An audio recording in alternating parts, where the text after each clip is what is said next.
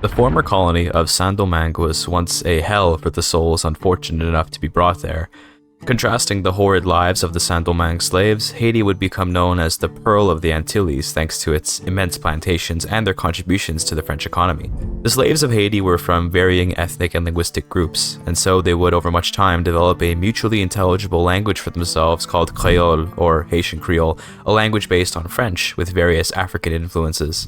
As the Creoles united in their opposition to slavery, they would eventually launch one of the bloodiest and most storied slave rebellions in history.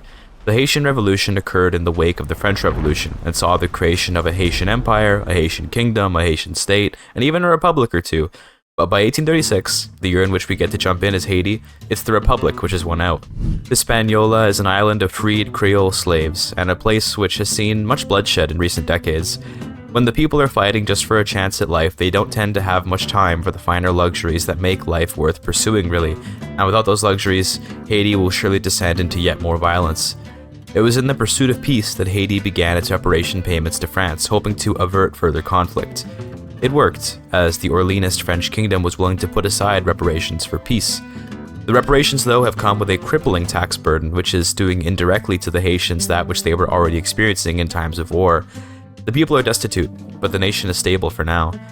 The president, Jean-Pierre Boyer, has an immense weight on his shoulders. Haiti must develop itself and escape the economic burden of its former master. Historically, Haiti would indeed suffer with its independence payments till around the 1880s, except they paid their French debt with loans from other creditors to whom they paid that debt off in the 1940s.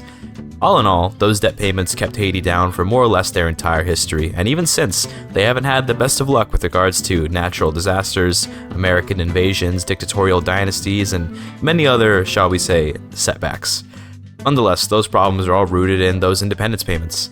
Maybe in a world where Haiti can have the chance to stand on her own two legs, she can reclaim her role as the Pearl of the Antilles, but not in service to France, in service to herself. In today's video, I'll be playing Haiti and taking them from a chaotic island nation to a premier great power and ruler of the Caribbean.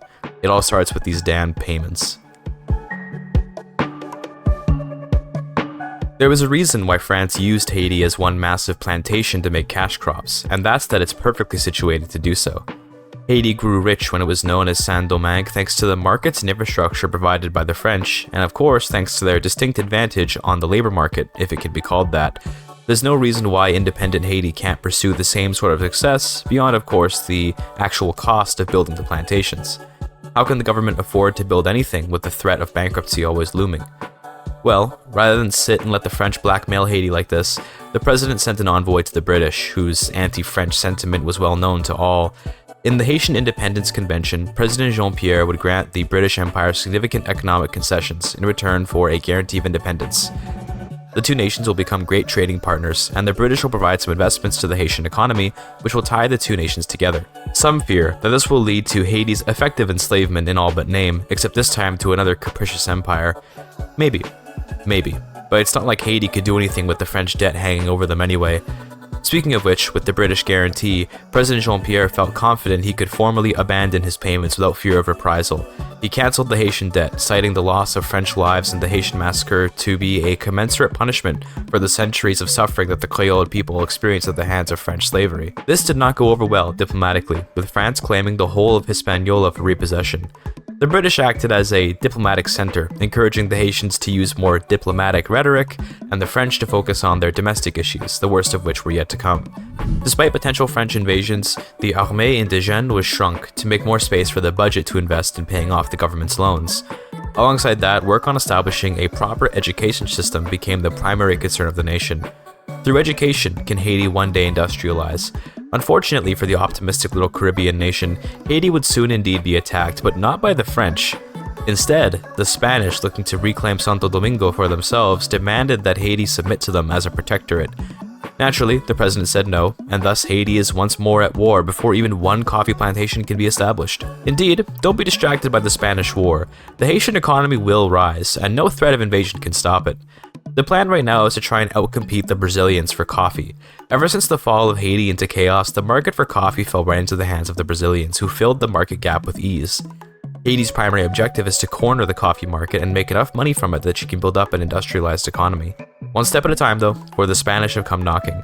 Although it's a bit of a long shot, the Haitian army is large enough that it can make some aggressive moves of its own. Spain controls Cuba and Puerto Rico, which are two relatively large islands that surround Haiti. To secure both islands here would be an immense boon for the Haitian government, and so, with British support, Haiti laid claim to both islands, citing the need to end slavery in those places. The British were fully on board and joined the war to defend the independence of their new friends in the Caribbean.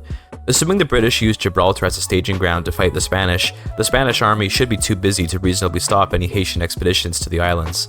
The problem is Haiti has not a single flotilla to her name right now, making even the feeblest of naval invasions impossible. Alongside that also was demanded a Spanish reparation payment, all with the hopes that the British would more or less be able to defeat the Spanish single-handedly. On paper, they should be able to, but of course, British motivation to send its young men to die in a war with next to nothing for them to gain is quite low. Right at the outset of the war, work on a small Haitian navy began, although the president had no reason to believe the British couldn't simply occupy Puerto Rico and Cuba themselves. Nonetheless, once the first ship was ready, a small Haitian force landed in Puerto Rico uncontested, and thus the first war goal has been achieved. Cuba was defended by an actual Cuban force, albeit a small one, and of course mainland Spain was far too well protected to be attacked. Instead, the next Haitian target was Sao Tome, which would disrupt Spanish shipping from Africa and the Philippines. In February of 1837, Britain acknowledged Haiti's contribution to the war and formally invited them to join the British Empire. Now, there are many benefits to the British Empire's patronage. It's a source of long-term protection and a reliable trade partner, but it's also about how it looks. A great European nation offering pitiful patronage to its lesser in the New World. How pathetic. Nonetheless, practicality must sometimes come before optics. Haiti accepted and became a partner of the British Empire. In good time, they may be subjugated, but not if they can assert enough power to keep the British out. The war with Spain hit a bit of a standstill in 1838, with the British failing to secure any land in Andalusia, and with Cuba too well defended to possibly be invaded by the tiny Haitian navy. Now, if Britain could just occupy Cuba, then the war would come to an end. However, the British are dead set on getting their men killed in Andalusia, so this war will not come to an end. To be fair, it would probably be too powerful for me to get all this money and land off of Spain, so maybe this is a way to keep the game fair. Instead, in April of 1839, Spain accepted a deal to just give up Puerto Rico, allowing me to move on with my life and at least get something for it. I renamed the state to Porte Riche, which is just Puerto Rico in French. By January of 1840, I've got some trade centers up, which I'm using to begin some coffee exports and even import some guns, coal, and clothes. The introduction of Haitian coffee to the market was promising for prospective investors, and exports continued to rise into 1841. In July of 1841, coffee accounted for over half of all international trade in Haiti, and the Haitian budget hit the positive shortly thereafter. With the economics at home turning positive, it's time to look outwards, and so work on establishing a Haitian colonial administration began in December of 1841. The plan is to establish colonies in Africa and get there before the Europeans can, so as to preemptively stop any potential slavery. Here's a look at our coffee plantations as of February of 1842, by the way. The profits certainly aren't crazy, but given our low literacy and lack of access to things like coal or iron, this is about as good as it gets for now. We're exporting the vast majority of the coffee out to the world market, which is keeping the price nice and high and generating solid profits for the nation. The nice thing about plantations is how little construction they cost. It lets us use our 10 points of base construction in an effective manner. If I can secure some actual resources, I can start making construction sectors soon as my budget rises. Later that year, I hit my first million GDP off of basically just coffee. My debt is also almost paid off, and by January of 1843, I've tripled the profits on the coffee plantations thanks to our exports and increasing throughput as the plantation expands. Victoria 3 encourages specialization via this throughput number, and throughput is especially good on plantations. Remember, throughput increases the input and output of a business. It consumes more goods, and it produces more goods, but it pays the same wages. Plantations have no input goods until you get pump jacks, meaning every point of throughput is just more goods and more profits at no additional cost. I made my first construction sector in October of 1843, relying on subventions to import the iron and tools that I'd need to make this work. I will get into Africa soon and use the resources there for a proper industrialization. It's an interesting idea though, to just make coffee and then trade it for resources that let you industrialize. Maybe a cool thought for a future playthrough. Anyway, I got trade privileges with America in June of 1844, which is nice since most of the world market's coffee consumption is American. I'm exporting over 200 units of coffee with a 38% trade advantage and using that revenue to import various other goods in small quantities while I wait to get colonial resettlement. I'm pretty close, but it's basically completely random given how low both my stall and success chances are. In terms of how I'm doing my buildings, by the way, I'm literally just alternating between coffee and trade centers. As my coffee price gets lower and lower for my plantations, I make more trade centers, which raises the price again, and I just repeat the loop ad nauseum. It works surprisingly well for how simple it is, and since Haiti doesn't really have any other resources besides plantation goods, it's honestly a good strategy. I finally got colonial resettlement in April of 1845, but I don't have quinine yet, so I can't really colonize for now. Nonetheless, I will start working on racial segregation next. Places like Sokoto have a ton of pops of African heritage, and by using racial segregation, I'll be able to tolerate those pops quite well. That's the advantage of these Afro-Caribbean nations, is that they can tolerate the many pops out in Africa without needing to hit multiculturalism. It also means they can incorporate African states in just 5 years rather than 20. I started researching quinine the following year, and once I get it, the Haitian colonial project will begin. The next handful of years were just more coffee plantation projects. In June of 1848, I've got more than half of Haiti's arable land put into coffee, and I've got over 6,000 pounds of profit there. I'm the number 2 coffee producer in the world, still behind Brazil, presumably, but quickly catching up. Shortly after checking on that, the British added Market Unification 2 to their power block, so now I'm in the British market. This means my whole strategy of importing and exporting is now moot, as my goods will simply join the immense British market. This is a good thing though, as now I have access to all the products in Britain. I finally got quinine in October 1849, and with that we enter the next stage of Haitian ascendance. In September of 1850, Haitian colonists made landfall in Cameroon. They would have pushed further towards the Congo River, but the Haitians, over generations of French slavery, have interbred enough with non-Africans to lose their inherent resistance to malaria. Interesting real-life fact, by the way, the genes which cause sickle cell disease are more common in African people, which means, tragically, some of them die very young to sickle cell disease. Sickle cell disease is a recessive genetic disorder which requires 2 copies of the particular gene that causes it to actually occur. The thing is, if you have just one sickle cell disease gene, then you do not suffer any blood disorders, so that's nice, right? Cool bonus to that, having just one of these genes provides some protection against malaria parasites, hence why malaria hasn't just completely wiped humanity out of Africa.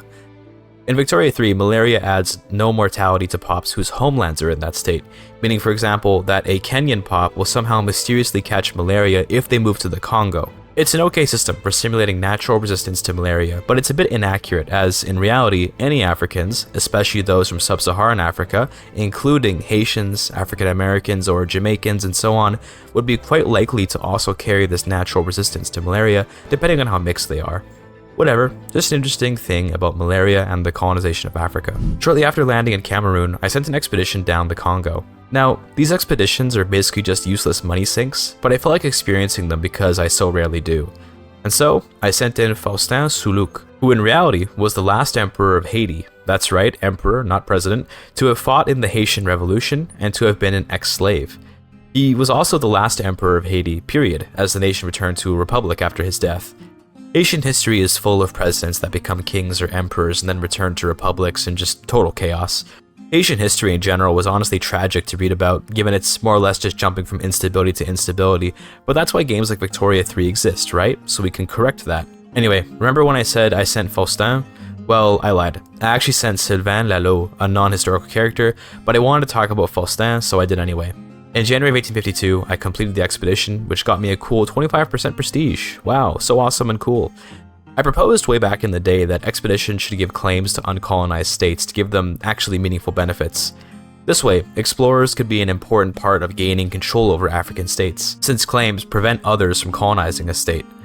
Obviously, it would need some kind of balance, maybe via infamy, to prevent a nation like Britain from just claiming all of Africa right away, but you know, I think this idea is pretty good. Unfortunately, my expedition along the Niger River was not so successful as the Congo River, and so Sylvain Lalo passed away, but I sent another guy to explore while I just kept on building up my coffee back home. It's May of 1853 at this point, and I've got quite the prosperous coffee plantation, as well as the Haitian Plantation Company, which will eventually let me make some beautiful reserve coffee. Normally, I rename companies after channel members, however, to be quite frank, I forgot to in this run. I also only have a handful of channel members, so we reused the same company names for a bit.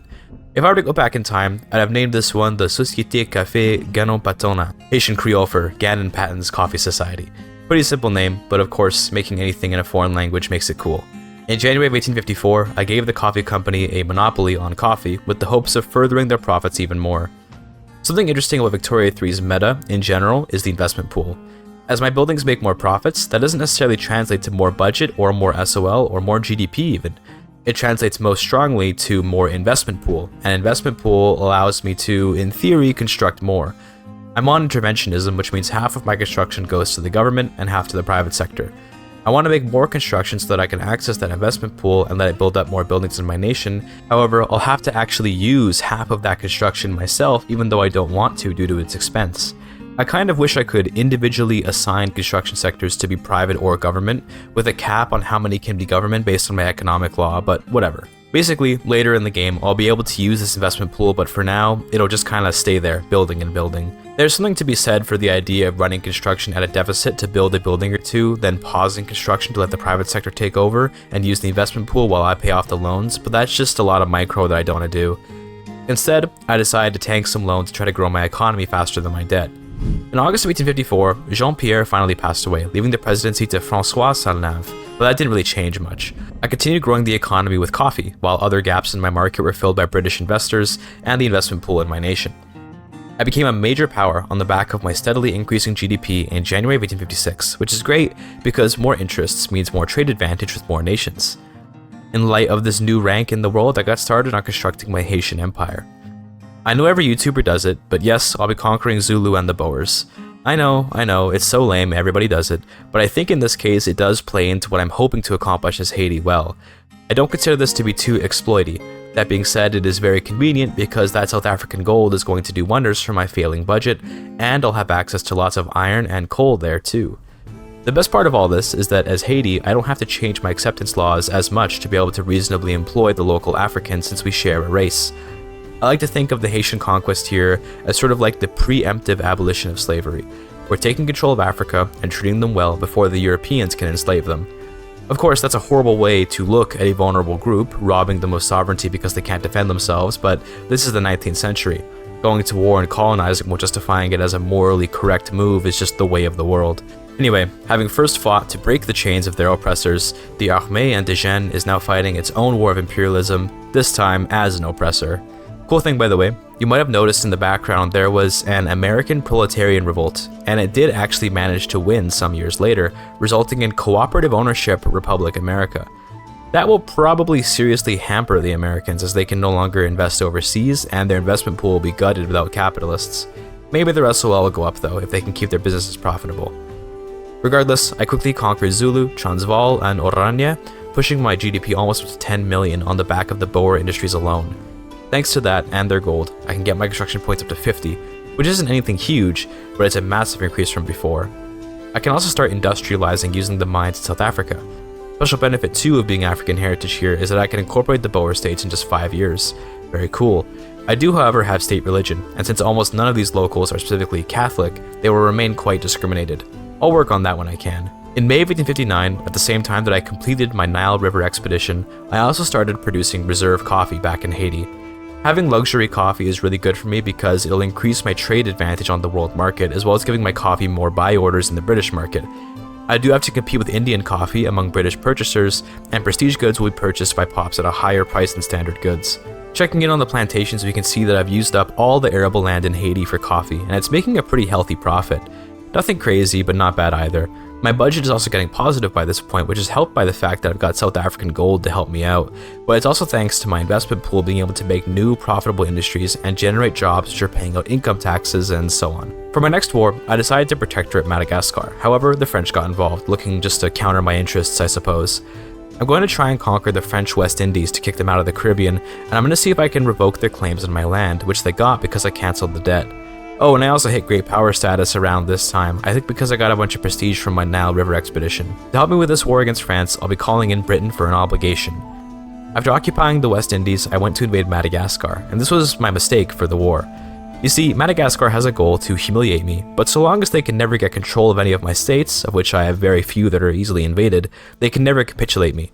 If I capitulate Madagascar, then I can in fact be capitulated just over time, because France has no war goals on me. You might be seeing where I'm going with this. Essentially, the casualties that I'm taking to invade Madagascar will start to degrade my war support fast enough that I'll probably capitulate before France will, just from my occupation of the West Indies. Had I been more patient, I could have humiliated France, revoked their claims, and gotten control of their handful of islands in the Caribbean. Alas, I will skip ahead to November 1861, where we can see that I just barely lost the war against France. I lost no war goals, but didn't get to enforce mine, sadly. To make myself feel better, I went after Ethiopia, which has a high population that I can tolerate enough to use for solid economic growth. Ethiopia is full of fractured nations that will put up a little fight. While waiting to conquer Somalia, I founded the De Beers Company, which is, in real life, responsible for the exorbitant cost of precious gems and was founded by Cecil Rhodes, the guy for which the Rhodes Scholarship is named. In this game though, De Beers is a Haitian liberation movement aimed at the acquisition of gold and other precious metals for the purpose of furthering the Haitian effort to end slavery in Africa and to make a ton of money along the way. De Beers can also control iron mines via an industry charter, which makes it much better company than it would otherwise be. In truth, De Beers kinda sucks, since added throughput on gold mines ultimately just means a relatively small amount of extra budgetary minting. In the early game, gold is huge for an economy, but by the late game, gold is just a drop in the bucket. At this point, I remembered to rename my companies, by the way, and so we have Gandon Patents Coffee Corp, less cool of a name than I mentioned earlier, I know, and De Lalaloopsy Gold Incorporated. I conquered a piece of Somalia as my introduction to Ethiopia and then checked in on the Great Powers list. So far, we're seeing the usual. The British are absolutely insanely far ahead, while France and Prussia jockey for second. If Germany forms, Britain may have a genuine rival. Russia is slowly falling behind as America soars.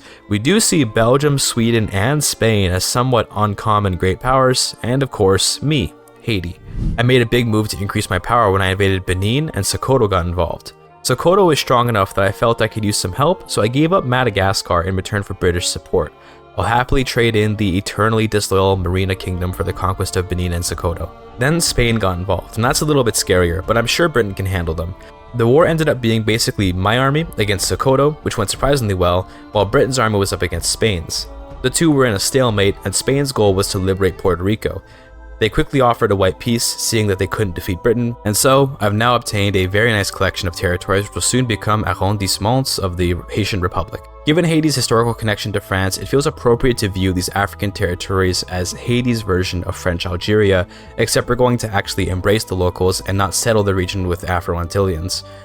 Unfortunately, my great power status came to an end because my bonus prestige from those expeditions wore off, but ultimately, great power status isn't really that important anyway. It increases my interest rate to drop to major power, but I don't have a ton of loans, so no big deal.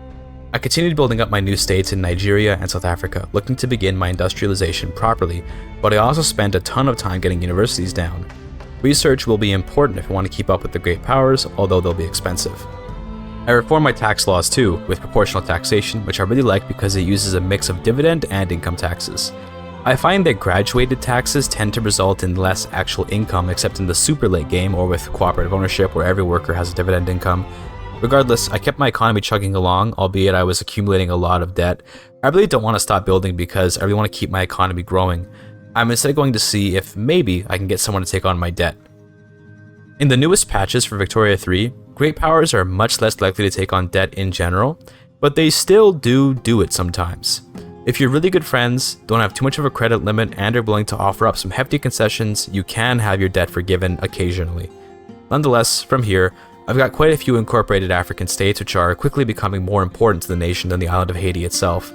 There will soon be a change though, which will rock this steady ship towards its doom without some proper guidance. Haiti is free, and has exercised her freedom to grow herself far beyond what anyone could have expected. And yet, some in the Haitian inner circle are starting to see new chains hold the nation down. The industrialist André Roy became the new general of Haiti in October 1871, and he's not happy with how many of Haiti's industries are catering to the British market. The British are fickle beasts, and while they exert no military control over Haiti, they clearly have an outsized influence on the Haitian economy. Despite these long-term economic worries, Monsieur Roy made it his priority to secure power for the industrialists, who know what's best for the nation. Haiti needs a constitution, but one which favors the rich new money class of Haiti, who have greatly prospered thanks to their plantations and mines across the nation. Big German Empire in May of 1872, by the way, looking beautiful. We also see the Papal States becoming a pretty likely candidate for Italian unification. Just wanted to show that off.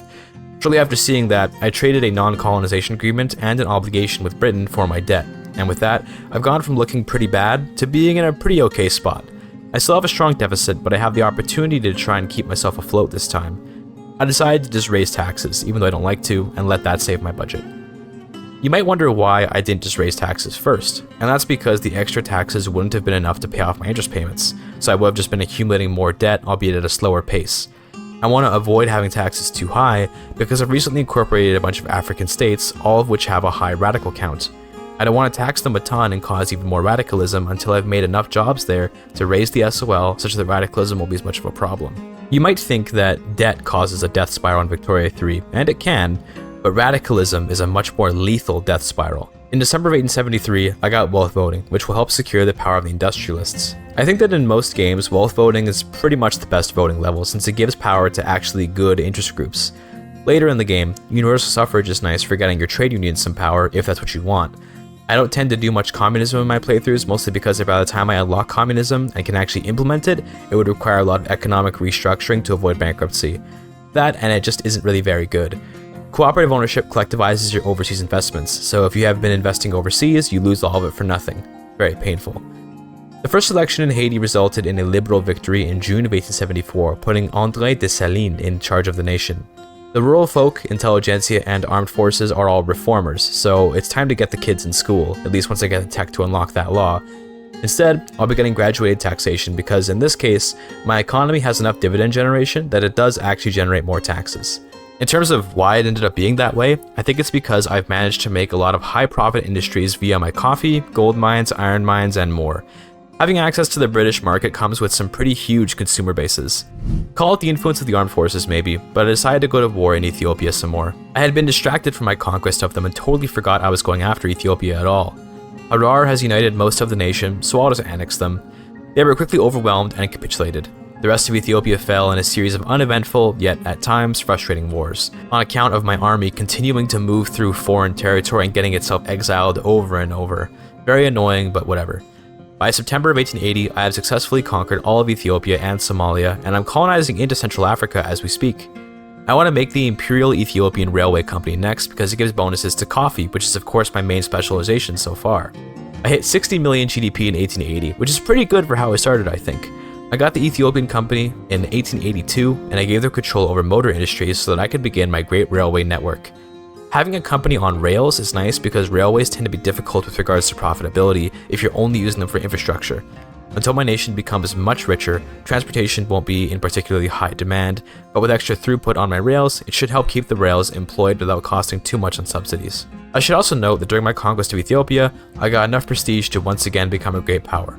This time though, I'm not the 10th great power in the list of strange occurrences, but instead a proper number 5, the worst of the best and soon to rise to the top. By 1888, I've almost gotten rid of my migration controls, which might help me absorb more pops from Britain. I'm not necessarily running out of pops yet, but having more is almost never a bad thing. I've got nearly 500 construction points and all is well. That is, of course, until the new Haitian masters decided to yank the chain and plunge the nation into total chaos. In January of 1888, Britain decided to kick me out of the power block. Suddenly, my economy is in freefall, and my decision to intertwine everything with the British has completely ruined everything. My GDP fell from 80 million to 50 million. My GDP has nearly halved, my taxes are gutted, my bureaucracy is failing, and in many ways, the old veterans of the nation are reminded of Haiti's history. Another era of chaos has come, and it will take truly great leadership to stop a collapse from here. Once again, a European colonial empire has left Haiti in ruins, but this time, it will not destroy the Pearl of the Antilles, or rather, the Pearl of Africa by this point. There are 3 major issues affecting Haiti right now, with this radical market alteration. First, no convoys, and this is an empire built on trade between its overseas possessions and the metropole. Second is a lack of paper, rendering bureaucracy ineffective. No bureaucracy means no taxes, and no taxes means eventual bankruptcy. Finally, there is a huge shortage of tools, explosives, lead, sulfur, and more industrial goods, which the nation has relied on from the British. The only source of sulfur in the entire Haitian market right now is off in New Guinea, which I didn't mention that I started colonizing recently.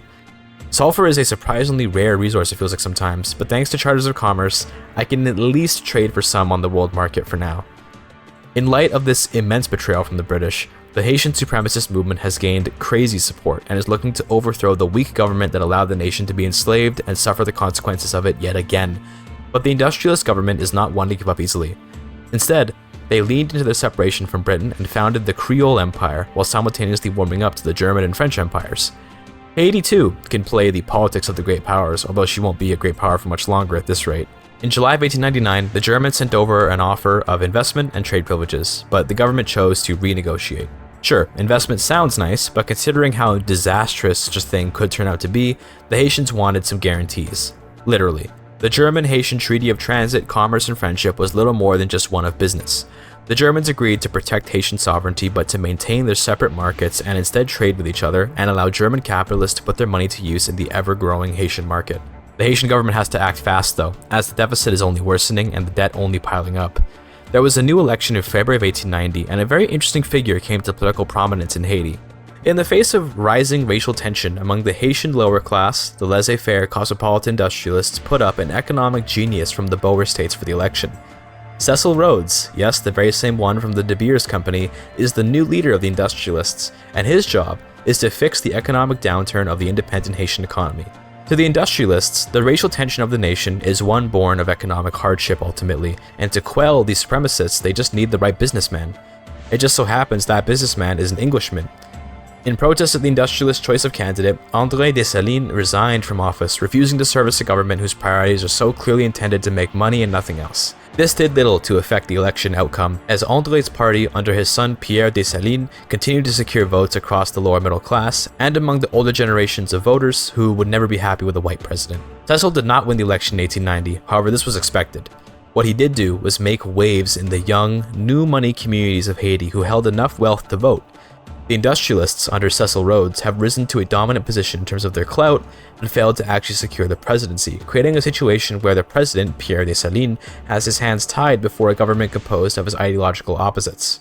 By 1892, most of the disastrous economic effects of the new market have been resolved, with the exception of some ammunition shortages and a small bureaucracy deficit. The GDP is nearly back to £80 million. Meanwhile, the British continue to thrive even without Haiti. You can see that little dip from where we left their market, but it was certainly more disastrous for Haiti than for Britain. Observing Britain's explosive growth, Cecil sought to emulate it and worked to implement a laissez-faire system which would encourage both Haitian economic growth and German investment. The move was opposed by just about everyone in the opposition, and was clearly a move by the industrialists to see if they truly did control the entire government or not. Despite her internal problems, Haiti did nearly reclaim her great power status in May of 1893, although the anxiety around the national debt was a higher priority. That, and the controversial laissez-faire bill Cecil was pushing, had the unfortunate effect of riling up the Haitian people against the government.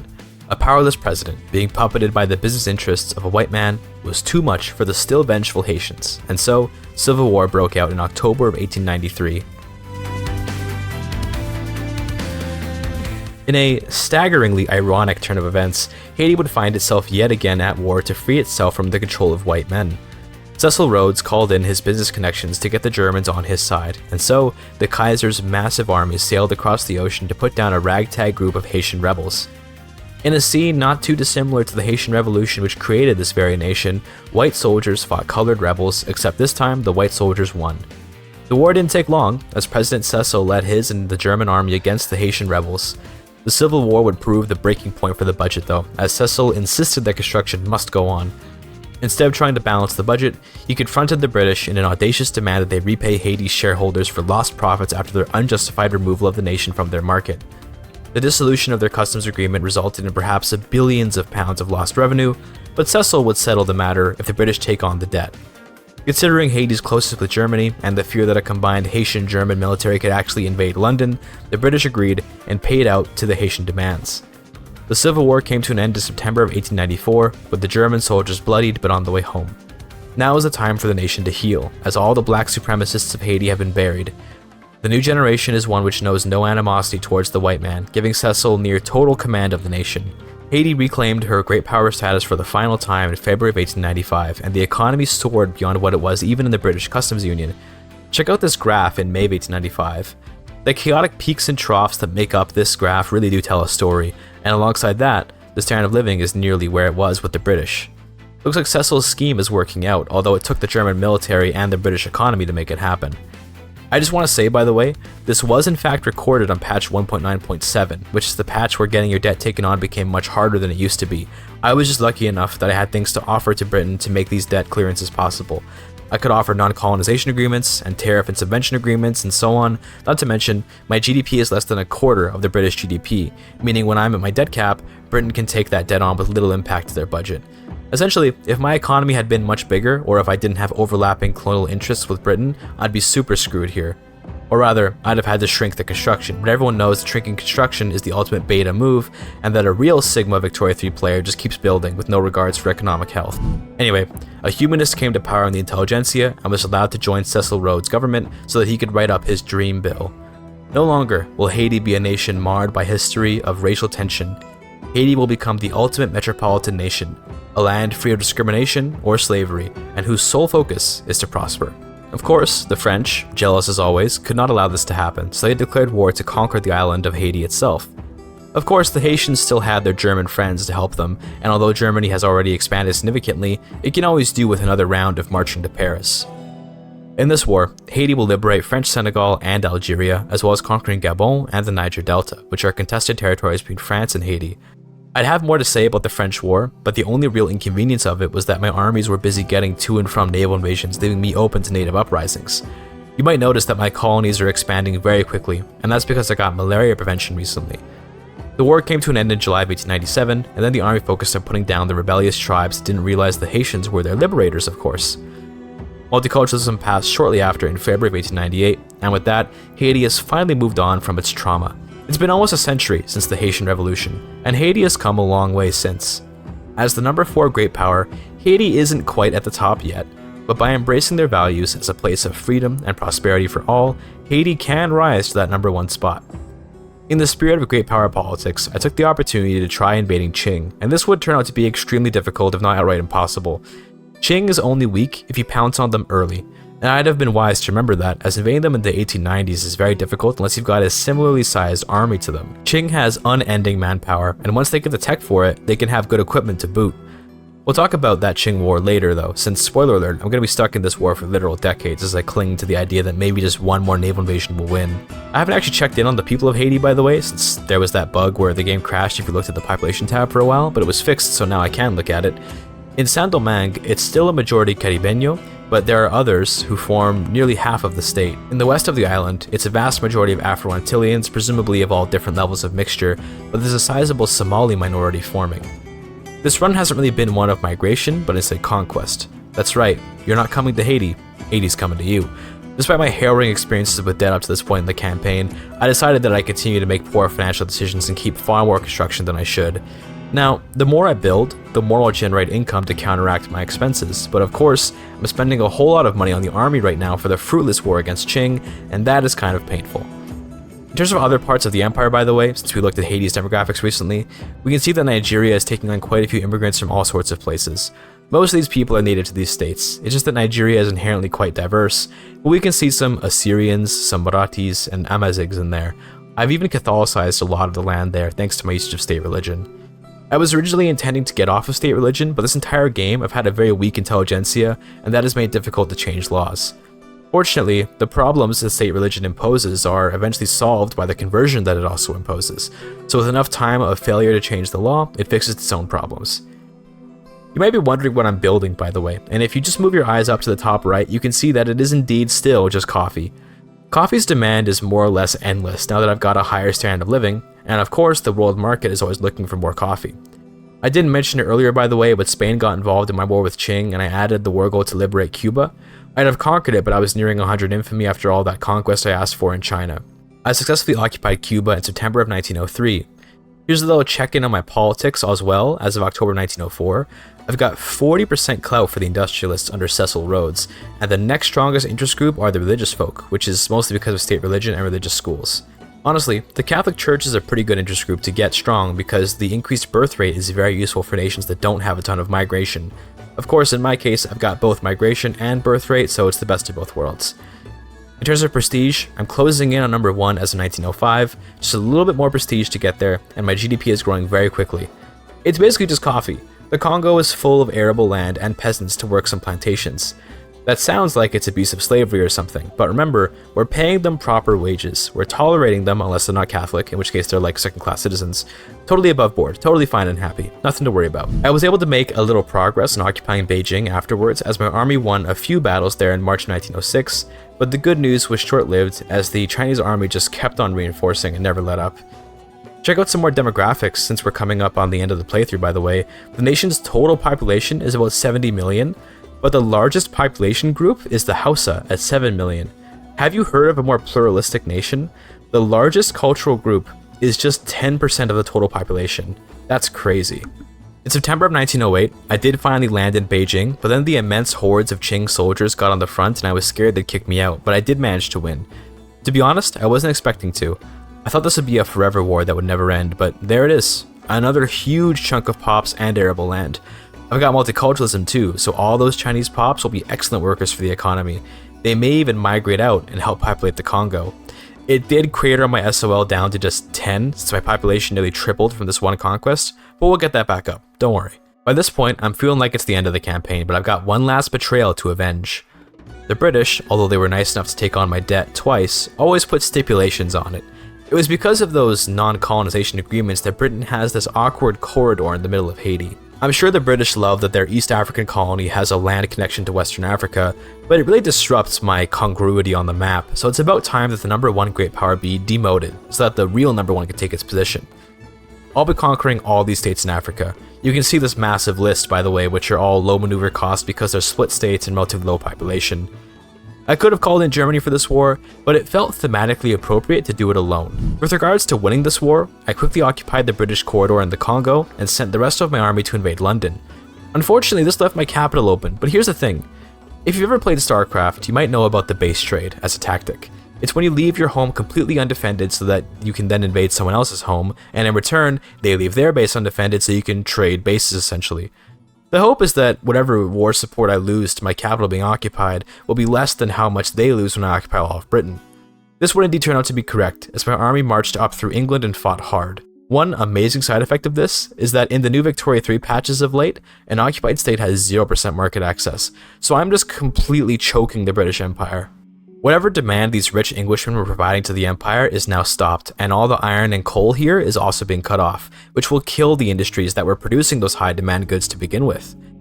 Anyway, the war continued on as the Haitian army reached beyond Lancashire, and British soldiers lined Hadrian's Wall to try and defend what little of their island they still controlled. Despite Haiti and Port-au-Prince being occupied, the war came to an end with total Haitian victory in August of 1912, and the setback this would put the British on allowed Haiti, with a few more months of growth, to become the number one great power. It didn't last long, as Britain recovered from their setback by March of 1913, retaking the number one place, but look, Haiti got its time in the spotlight as the great occupier of London. It was quite the insane turn of events for the British when their enterprising Cecil Rhodes, a South African entrepreneur of English origin, came back to negotiate the unconditional surrender of his very home country. All he had to say, when asked how he could do this to his homeland, was that he became richer as the president of Haiti than he could have ever been as some cog in the British Empire. Turns out, all that debt Haiti was taking on, it was just for Cecil's exorbitant paycheck as president, something he'd snuck into the constitution when he won his first term. The British were paying off a debt for Haiti which was owed to their president more than any other creditor. The spirit of entrepreneurialism in Mr. Rhodes here goes far beyond the bonds of nationhood, and by mere coincidence has the nation of Haiti risen to such great power. In this world, Cecil Rhodes will go down as a legendary founding father of Haiti, but a conspiracy theory citing the seemingly always failing Haitian budget would implicate Mr. Rhodes long after his death and long after his immense net worth would be reinvested into the Rhodes Scholarship, a prestigious bursary for the most gifted students of Haiti. The conspiracy theory would gain traction, but ultimately would be overshadowed by Cecil's seeming contribution to the nation. I ended this run in February of 1914. This is Haiti, and I did manage to put her back into the number one great power slot before ending things off. I hope you enjoyed the video. Thank you for your time.